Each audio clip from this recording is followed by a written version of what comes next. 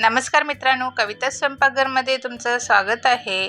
आज आपण पावसाळ्यात सगळ्यांनाच आवडणारी मस्त खमंग अशी कांदा बटाटा भजी बनवणार आहोत। त्यासाठी एक बटाटा मी पातळ उभा चिरून घेतलेला आहे आणि एक कांदा उभा चिरून घेतलेला आहे आणि त्यामध्ये मी 2 बारीक मिरच्या टाकलेल्या आहेत हिरव्या। तुम्हाला आवडत असेल तर तुम्ही टाका। ह्याला आता अर्धा चमचा मीठ लावून घेणार आहे बटाट्याला आणि कांद्याला। आणि हा रेसिपी व्हिडिओ तुम्ही शेवटपर्यंत नक्की पहा आणि नवीन असाल तर सबस्क्राइब करायला विसरू नका।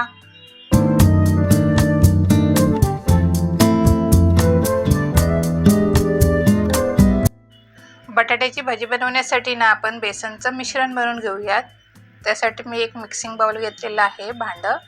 त्यामध्ये आता अर्धा वाटी मी बेसन टाकत आहे, जरासंच मीठ टाकते आहे। आपण बटाट्यांना मीठ लावलेलं त्यामुळे मीठ थोडंच वापरायचं। जरासं लाल तिखट आणि हळद आणि चिमूटभरच सोडा टाकायचा आहे, बेकिंग सोडा।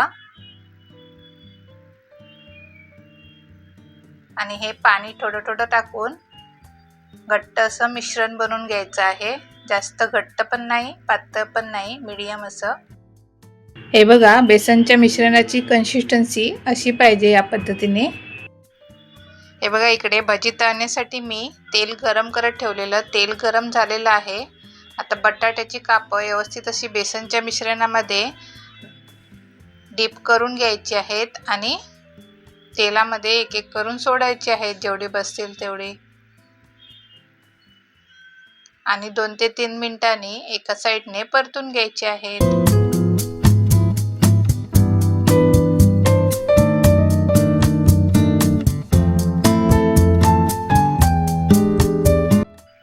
हे बघा, बटाटा भाजी तळून झालेले आहेत। तेल व्यवस्थित गाळून काढून घेऊया एका भांड्यामध्ये आणि याच पद्धतीने मी बाकीची सर्व बटाटा भाजी तळून घेणार आहे।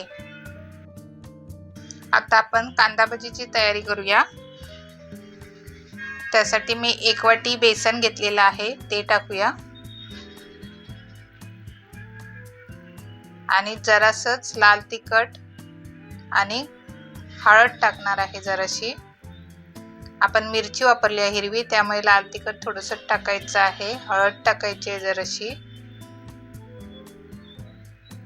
आणि जरासं चिमूटभर सोडा टाकत आहे। आणि हे व्यवस्थित असं मिक्स करून घ्यायचं आहे। पहिलं पाण्याचा वापर करायचा नाही आहे, कारण आपण कांद्याला मीठ लावून ठेवलेलं, त्याला पाणी सुटलेलं असतं, म्हणून पहिलं मिक्स करून घ्यायचं आहे आणि नंतर लागलं तर पाण्याचा वापर करायचा आहे जरासा। आणि त्यामध्ये जरासंच मी ओवा टाकत आहे, हातावर थोडासा क्रश करायचा आणि तो टाकायचा आहे। तुमच्याजवळ जर ओव्याचं झाड असेल तर ते ओव्याची पानं टाकलात तरी चालेल। हे बघा, जरासंच पाणी टाकून व्यवस्थित असं हे कांदा भजीचं मिश्रण तयार करून घेतलेलं आहे।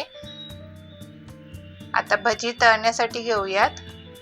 थोडं करून या पद्धतीने अशी जेवढी कढईमध्ये तेलामध्ये बसतील तेवढी तळण्यासाठी भजी सोडायची आहेत।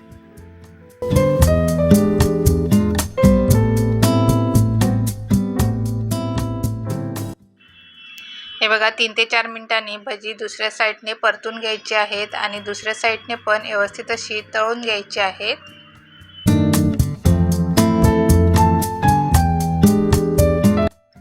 हे बघा, कांदा भजी आपले तळून झालेले आहेत। तेल व्यवस्थित गाळून एका भांड्यामध्ये काढून घेऊयात। याच पद्धतीने मी बाकीची सर्व भजी तळून घेणार आहे। मस्त अशी आपली गरमागरम कांदा बटाटा भजी बनवून तयार आहेत।